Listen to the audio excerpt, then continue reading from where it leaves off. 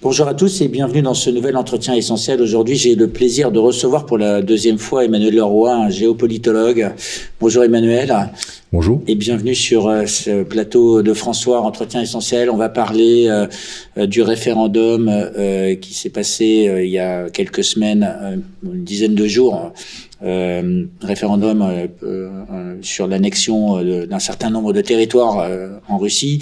Et j'aime bien recevoir des gens qui vont sur le terrain, et vous êtes allés sur le terrain, et c'est ça qui m'a le plus intéressé, puisque dans les médias, on a beaucoup d'interprétations, et parfois avoir le retour d'expérience du terrain est vraiment important.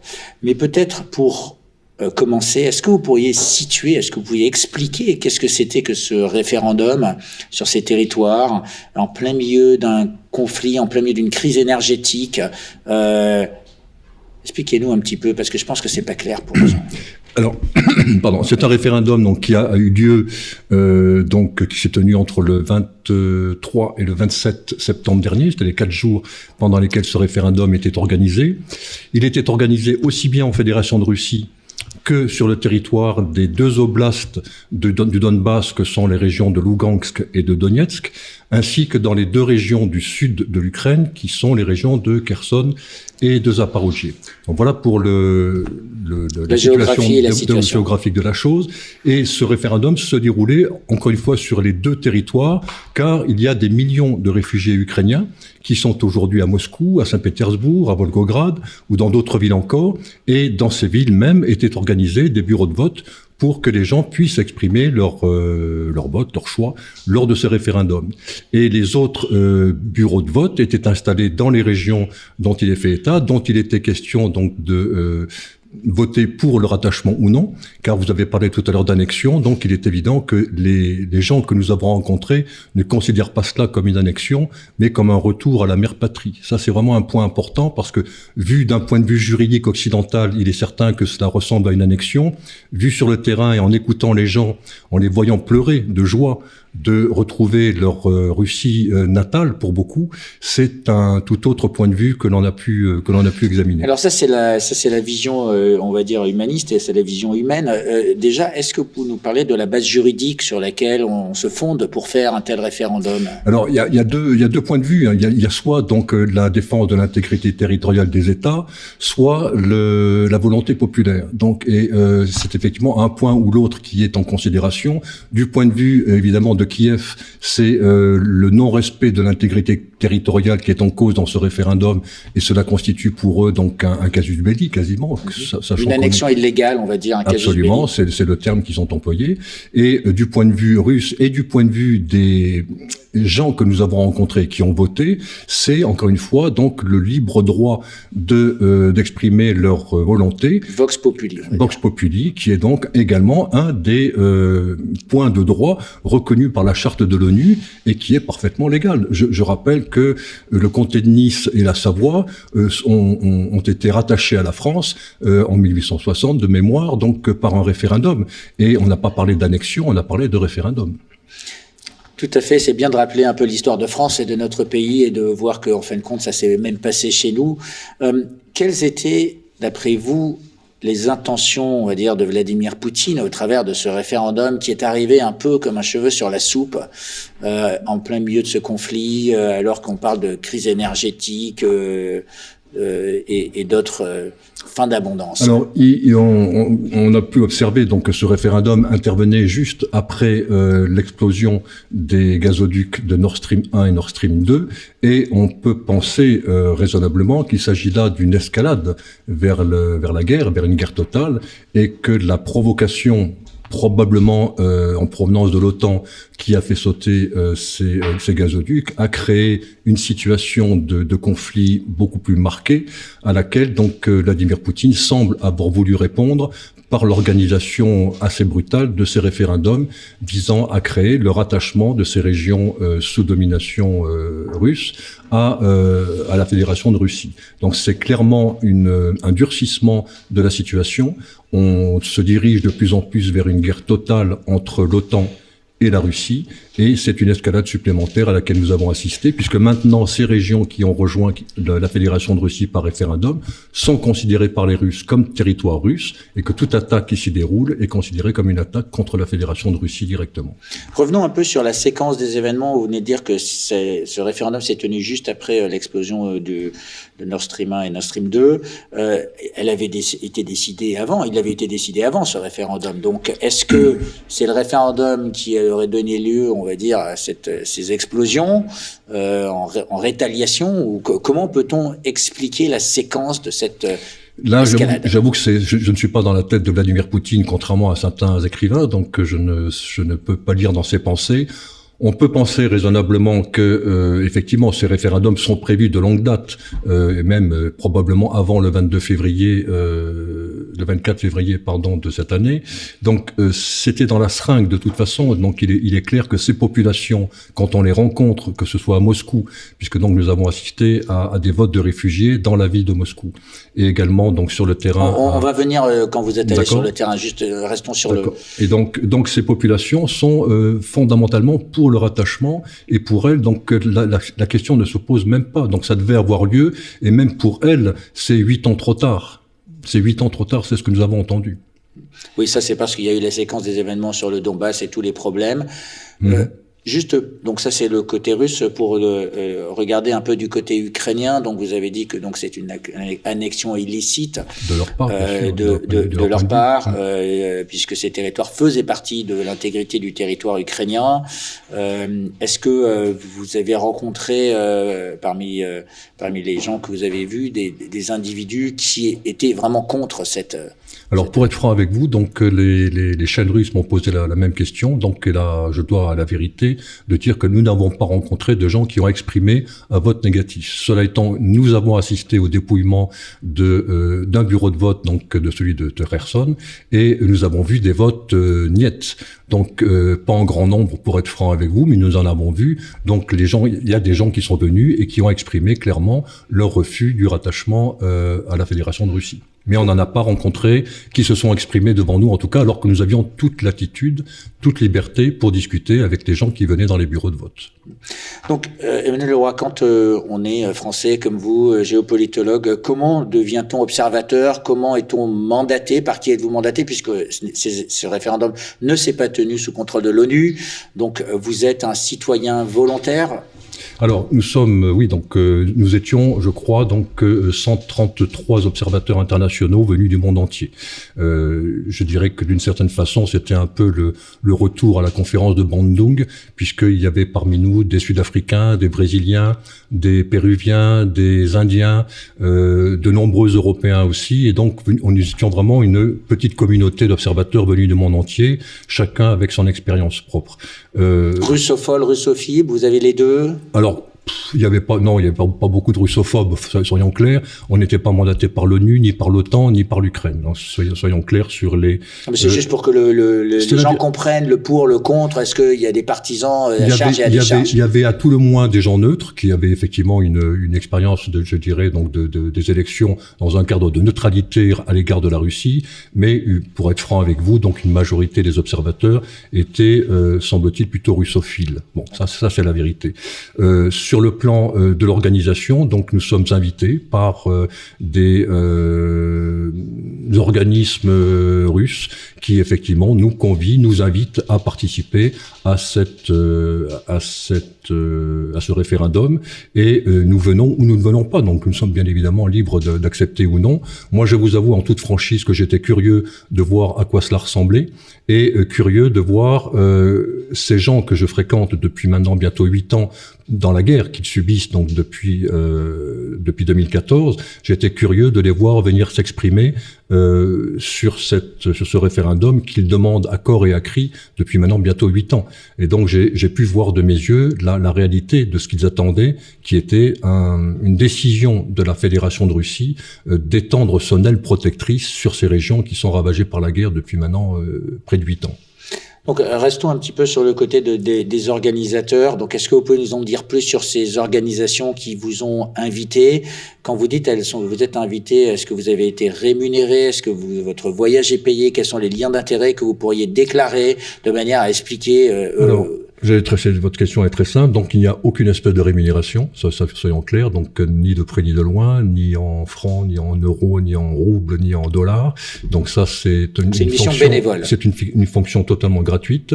Seuls les comment dirais-je, les billets de voyage, les billets d'avion et le séjour sur place sont pris en charge par la puissance invitante. Voilà ce que l'on peut dire en clair. Et ça, c'est la norme dans des missions d'observation?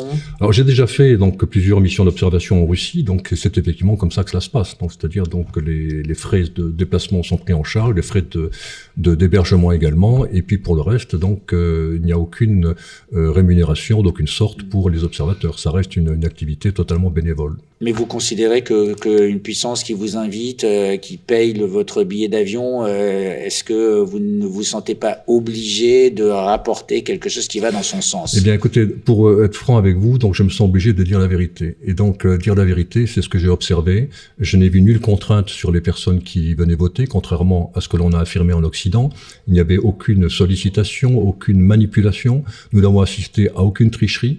Et donc, on s'est senti obligé de dire la vérité. Donc, et je vous avoue en toute franchise que si j'avais assisté à des débordements, des manipulations ou des menaces ou des manœuvres quelconques, j'aurais à tout le moins gardé le silence, voire dénoncé donc pour ce que c'était. Je ne suis pas un homme qui s'achète et donc j'ai tendance à dire plutôt la vérité plutôt que le contraire. Donc en l'espèce, je n'ai assisté à aucune tricherie, aucune tromperie de la part des organisateurs et du moins partout où je suis passé. Donc sur la base de la légitimité, on a demandé au peuple, on va dire, son avis. Quand vous êtes allé sur le terrain, vous avez donc rencontré des citoyens russes en Russie, des citoyens de ces régions, donc en Ukraine, dans ces régions du Donbass.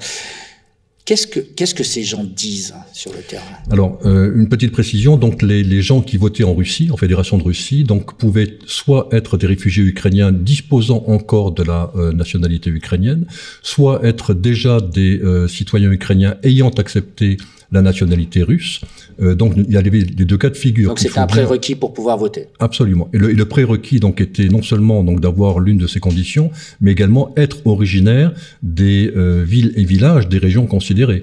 Donc, et cela était pris en considération dans les bureaux de vote où on vérifiait que le lieu de naissance ou d'habitation correspondait bien aux zones qui étaient en jeu dans ce référendum pour qu'il n'y ait pas d'abus électoraux, évidemment.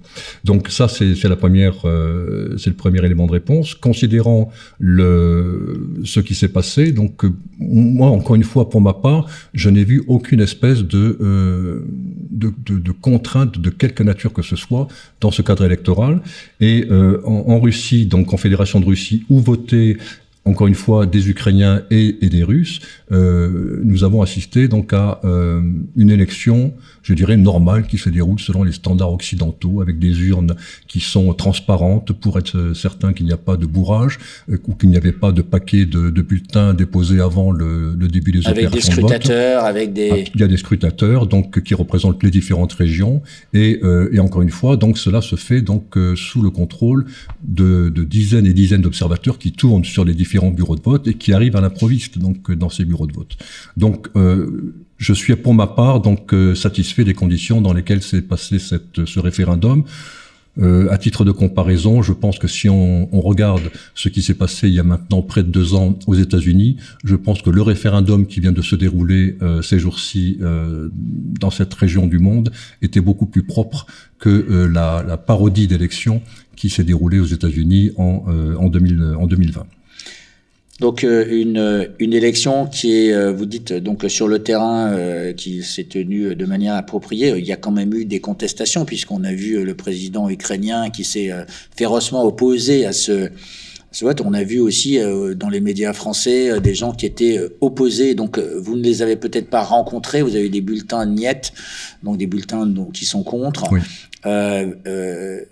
Comment se fait-il que en France on voit une vision, on va dire, un prisme, et que quand vous allez sur le terrain, on voit quelque chose de différent? Je vais vous répondre à votre question en vous en posant une autre. Avez-vous entendu parler du massacre de Zaporozhye? Non, pas vraiment. Alors, le massacre de Zaporozhye, à la différence du massacre de Boutcha, est un véritable massacre de civils qui s'est opéré le 30 septembre dernier, donc il y a 5 jours, où des habitants de Zaporozhye, des civils donc, qui avaient déjà demandé aux autorités ukrainiennes de pouvoir se déplacer en zone russe pour pouvoir voter, et qui s'étaient vus opposer un refus de vote, un refus de se déplacer. On réitérait néanmoins après le référendum donc leur volonté de se rendre en zone occupée, au sens ukrainien du terme, et se sont vus refuser encore une fois l'accès à la route qui mène vers les territoires russes, et néanmoins ont passé outre. Et plusieurs dizaines de véhicules de civils, avec des hommes, des femmes et des enfants, ont été arrêtés au poste contrôle ukrainien sur la route de Kherson et ont été abattus froidement. Il y a eu 30 civils tués et 44 blessés. Personne n'en a parlé. Et voilà ce que c'est que le résultat de la propagande occidentale. On ne rapporte que les faits réels ou supposés commis par les troupes russes et rien de ce qui se passe du côté ukrainien. Le sentiment que j'ai, je ne dis pas que les Russes sont des saints et sont absolument exempts de tout reproche, loin de là, mais ce que je peux vous affirmer, c'est que nous assistons à un véritable déferlement de mensonges de la part de l'OTAN et du régime de M. Zelensky, qui est absolument hallucinant. Car, soyons clairs, tous les massacres qui ont été imputés aux Russes ont, de manière évidente, pour tout esprit un peu critique et un tant soit peu lucide, n'ont aucune base légale, n'ont aucune valeur réelle. Ce sont des montages qui ont été faits pour salir l'armée russe. Ça, c'est de manière absolument évidente. Je peux vous le certifier sur votre média. Un point quand même, c'est quand même Vladimir Poutine qui a commencé les hostilités en envahissant, on va dire, ces territoires. Donc il y a toujours un attaquant, quelqu'un qui commence. C'était en réponse au non-respect d'un certain nombre d'accords. Donc certains avaient été écrits, d'autres non. Des promesses qui n'ont pas été tenues. Donc on peut avoir le bénéfice du doute. A-t-on évacué toutes les voies diplomatiques, d'après vous, pour essayer d'éviter un conflit et cet environnement ? Je crois que les Russes ont été d'une patience extrême.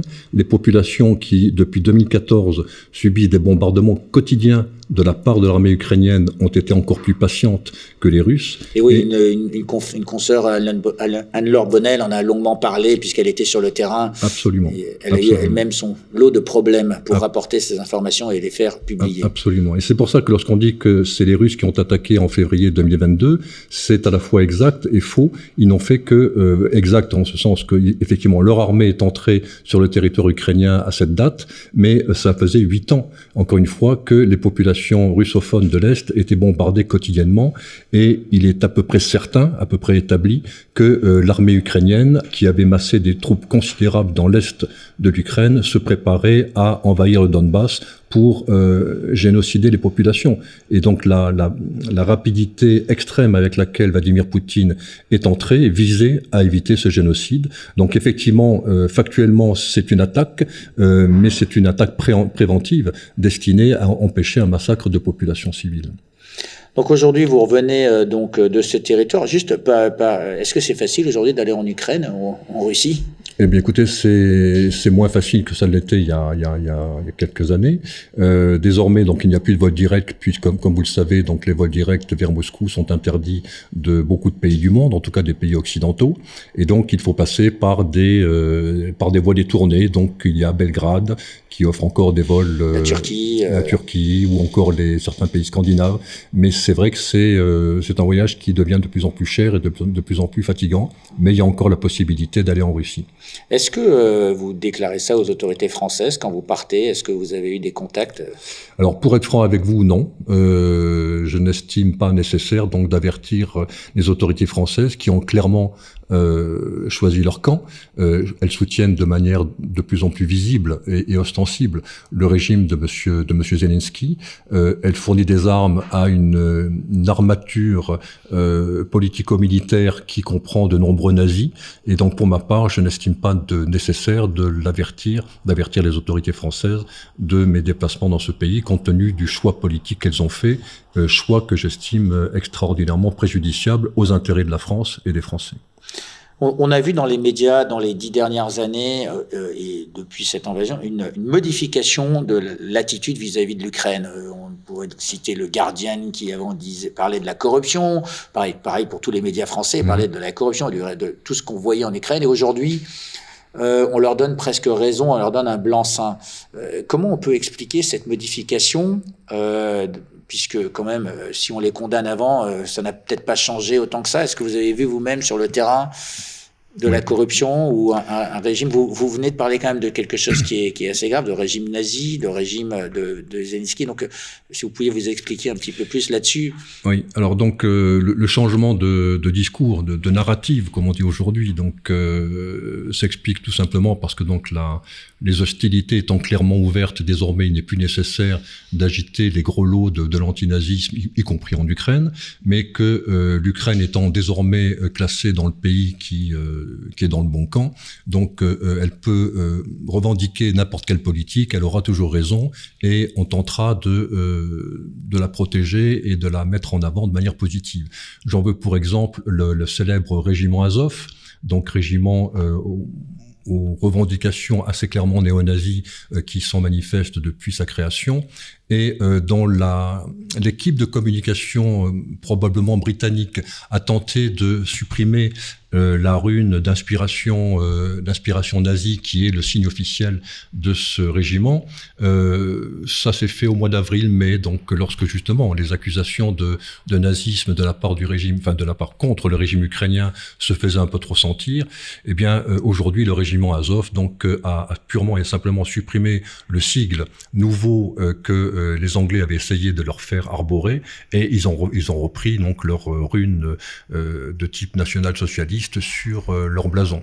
Donc c'est une réalité. Donc l'appareil politico-militaire ukrainien est tenu par une colonne vertébrale politique qui est celle donc de ces éléments d'extrême droite constitués d'anciens membres du parti Svoboda, de Pravi Sector, donc secteur droit, et que ces gens-là ont une idéologie clairement d'extrême droite, clairement extrême, et sont véritablement le fer de lance de l'appareil politique ukrainien. Ils contrôlent les médias, en tout cas une bonne partie des médias, ils contrôlent une bonne partie de l'armée, et sont dans l'appareil politique au plus haut niveau. Donc même si on ne les a pas trop mis en avant pour que ça n'apparaisse pas de manière trop évidente, il est certain que ces gens-là occupent une place éminente dans le gouvernement et l'administration de Kiev, et qu'ils ont une attitude clairement génocidaire à l'égard des populations russophones. Rappelez-vous donc au mois d'avril dernier, un des responsables du secteur médical de l'armée ukrainienne, sur une télévision officielle ukrainienne, annonçait clairement que bien qu'il se déclare humaniste, il demandait que tous les prisonniers russes soient systématiquement, castrés. Il l'a dit ouvertement devant une télévision. C'est une réalité qui est aujourd'hui dans la société ukrainienne, et c'est contre cela que ces populations russophones donc veulent se battre et ne veulent surtout pas revenir dans ce régime, dans les griffes de ce régime qui est clairement un régime d'inspiration néo-nazie, même si M. Zelensky, comme on le sait, donc serait de confession juive. Donc vous dites qu'on pardonne un peu tout, donc les médias ont changé de point de vue sur l'Ukraine en regardant, on va dire, la corruption aujourd'hui, en omettant ces éléments. On a vu dernièrement une publicité, une campagne avec une jeune femme qui disait si jamais ils attrapaient les Russes, ils allaient leur couper la tête, je crois, un par un. Vous l'avez vu, cette campagne, et elle n'a pas été condamnée par les médias. Pourtant, c'est une forme d'appel à la violence. Absolument. Alors, c'est une forme de rétaliation aussi? Oui, tout à fait. Donc, et ça coïncide avec cette volonté absolue qu'a l'Occident anglo-saxon de s'impliquer au maximum dans cette guerre sur tous les plans, donc y compris la communication à laquelle vous faites allusion, mais également sur le plan économique, également sur le plan militaire, bien sûr, sur le plan religieux, sur le plan financier. Toutes les armes que peuvent utiliser les anglo-saxons qui sont à la pointe dans cette guerre sont utilisées. La communication en est bien sûr une des armes déterminantes, et de ce côté-là, il faut reconnaître qu'ils travaillent très bien. Le problème, c'est que cette guerre à outrance contre la Fédération de Russie se fait au détriment non seulement de l'Ukraine, dont les populations sont utilisées comme chair à canon, mais également au détriment des peuples européens qui vont plonger dans une crise épouvantable. Nous avons déjà commencé à plonger dans cette crise uniquement pour satisfaire à cette volonté belliqueuse de la part de Londres et de Washington. C'est cela qui est véritablement époustouflant, et on ne voit pas de responsables politiques dans notre pays, par exemple, s'insurger contre cette volonté d'aller dans la guerre, dans une guerre totale, et de plus en plus, puisqu'on voit que M. Macron a récemment déclaré que les derniers canons César que nous avions, qui étaient prévus pour être livrés au Danemark, seraient livrés à l'Ukraine donc ces jours-ci. Donc on voit qu'il y a cette volonté de plus en plus manifeste d'aller loin dans ces opérations de guerre, et ça se fait bien évidemment au détriment des populations européennes. Restons sur la communication. Il y a eu un échange de tweets un peu serré entre Elon Musk et le président ukrainien Zelensky, pardon, excusez-moi. Zelensky, c'est un médecin qui est décédé, on salue. Oui, tout à fait. Où Elon Musk, on va dire, faisait une proposition. Donc c'est l'homme le plus riche de la planète aujourd'hui qui vient de se payer Twitter. Normalement, ça a été accepté. Oui. Et donc sur Twitter, on les voit s'échanger avec une proposition qui est immédiatement condamnée par Zelensky et qui avait reçu, je crois, pas loin de 2 millions de votes. On fait de la politique donc sur les réseaux sociaux avec quelques dizaines de caractères. Vous avez suivi un peu cet épisode? Oui, tout à fait. Donc, et on observe que le rôle de Monsieur Musk dans cette guerre est tout à fait évident. Au-delà de cet échange de tweets où il fait une proposition de paix, une proposition d'arrêt des hostilités en quelque sorte dans sa demande, qui effectivement donc est plus que contrebattue par la réponse de Monsieur Zelensky. Puisqu'il répond que quel Elon Musk préférez-vous, celui en faveur de la Russie ou celui en faveur de l'Ukraine? Tout à fait. Et en fait, c'est plus compliqué que ça. Et le rôle de Monsieur Musk dans ce conflit est assez extraordinaire, parce que cet engagement d'Elon Musk dès le départ de la guerre, dès le premier jour de la guerre, où il offre, comme un magicien, il offre le ciel de ces satellites de communication Starlink à toute l'armée ukrainienne qui en était totalement dépourvue auparavant. Ce qui explique en grande partie les relatifs déboires de l'armée russe depuis le départ de cette opération, car l'armée ukrainienne a une vision absolument parfaite du champ de bataille en temps réel, j'allais dire quasiment jour et nuit. Donc on rappelle, le Starlink, c'est un ensemble de satellites qui a donné un avantage concurrentiel, on va dire, aux Ukrainiens, donc donné par Elon Musk. Absolument. Et qui 8 mois plus tard, fait une proposition de paix. Qui va tout à fait apparemment dans l'autre sens. Mais pour vous donner une information supplémentaire, donc il semblerait que pour détruire ce réseau de satellites qui a offert un avantage stratégique indéniable au camp otano-ukrainien, il semblerait que depuis 48 heures, donc les Russes ont mis en service des armes à énergie dirigée, donc des canons laser, pour parler plus simplement, qui manifestement ont commencé à détruire le réseau satellitaire occidental. Alors, je ne suis pas dans le secret des dieux, je ne sais pas quels satellites ont été visés, mais très clairement, donc les Russes ont commencé à aveugler l'Occident sur sa capacité à regarder le terrain de trop près, je dirais. Et si on va plus loin, est-ce que ce serait pour ça que Elon Musk pourrait proposer cette paix, pour éviter de détruire... C'est une hypothèse, je vous laisser la faire par vous-même, mais vous m'avez devancé, donc effectivement, c'est probablement ce que l'on peut imaginer, tout à fait. Parce que derrière quelqu'un, il y a peut-être toujours des intentions qui ne sont pas toujours dévoilées. En tout cas, cette proposition de paix, elle est venue à propos. Absolument. Elle est peut-être pas acceptée par le président Zelensky et par les Ukrainiens, mais en tout cas, elle a reçu plus de 2 millions de signatures. Absolument. Et je crois qu'il y a 58% des gens qui ont allé en faveur de ces éléments. Alors bon, c'est pas un référendum, ce n'est pas un vote, c'est pas représentatif, etc. Mais c'est quand même une nouvelle manière de faire de la politique. Est-ce que vous pensez que on peut en tirer quelque chose de réel de ce Alors c'est effectivement une tendance lourde qui se dessine, où aujourd'hui un homme seul, richissime certes, mais un homme seul est capable d'avoir une voix qui pèse au moins autant que des États-nations constitués, que ce soit l'Ukraine ou la Russie.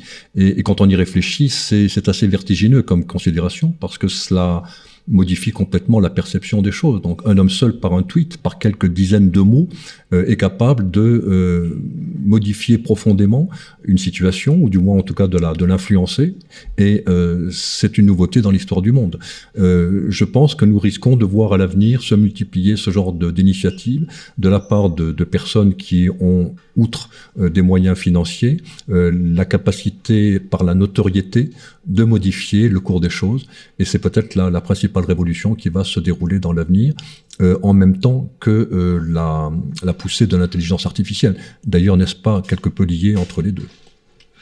Emmanuel Leroy, pour revenir donc sur cette élection où on a fait un tour géopolitique et des conséquences en regardant un petit peu ce qui se passe de manière globale, si jamais il y avait une chose que vous voulez que les auditeurs de François et les Français gardent de votre visite là-bas, qu'est-ce que ce serait?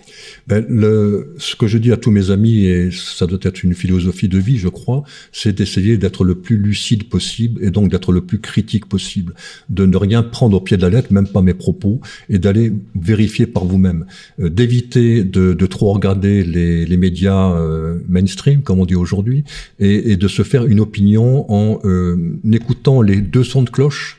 Donc en essayant d'accéder, ce qui n'est pas facile aujourd'hui puisque les chaînes russes sont interdites dans nos pays, mais d'essayer d'écouter la parole russe, d'écouter la parole ukrainienne, mais ça c'est pas difficile, il suffit d'ouvrir n'importe quel média occidental aujourd'hui, et de se faire sa propre opinion de manière à ne pas sombrer dans le propagandisme débile qui consiste à avoir une vision complètement manichéenne, consistant à charger ces pauvres Russes de tous les péchés du monde et à considérer les Ukrainiens comme étant les agneaux qui viennent de naître. Donc je crois que la vérité est beaucoup plus compliquée, la réalité se trouve souvent entre les deux, et pour ma part, donc en essayant d'être le plus objectif possible, je peux vous affirmer que le tombereau de propagande assorti de messages de haine que nous entendons depuis des mois dans le cadre de ce conflit vient plutôt de Kiev que de Moscou.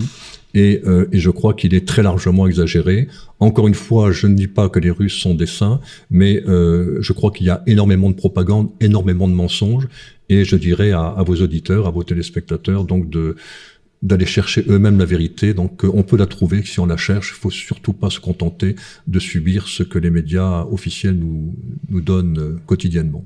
Donc plutôt que du prêt-à-penser, essayez d'aller chercher l'information de manière détaillée par vous-même. Notamment sur François, parce que donc il faut reconnaître que vous avez ce talent et cet amour de la vérité qui vous honore, parce que vous avez une vision du monde qui consiste à écouter toutes les parties qui s'exposent, et de manière à pouvoir en tirer la substantifique moelle qui se rapproche de la vérité. Merci beaucoup Emmanuel Leroy d'être venu dans cet entretien essentiel. Merci à vous tous de nous avoir suivis. Donc on a, comme d'habitude, essayé de donner la parole à diverses parties de manière à ce qu'on puisse se forger une information loyale, une opinion, une autre opinion, peut-être de trouver d'autres informations, comme Emmanuel Leroy nous a dit, ça permet de garder l'esprit critique. Absolument. Merci beaucoup de nous suivre et de nous soutenir. On a besoin, on va dire, de nos lecteurs, l'important est de nos auditeurs. Et merci à tous de suivre François, de soutenir François. Bonne journée.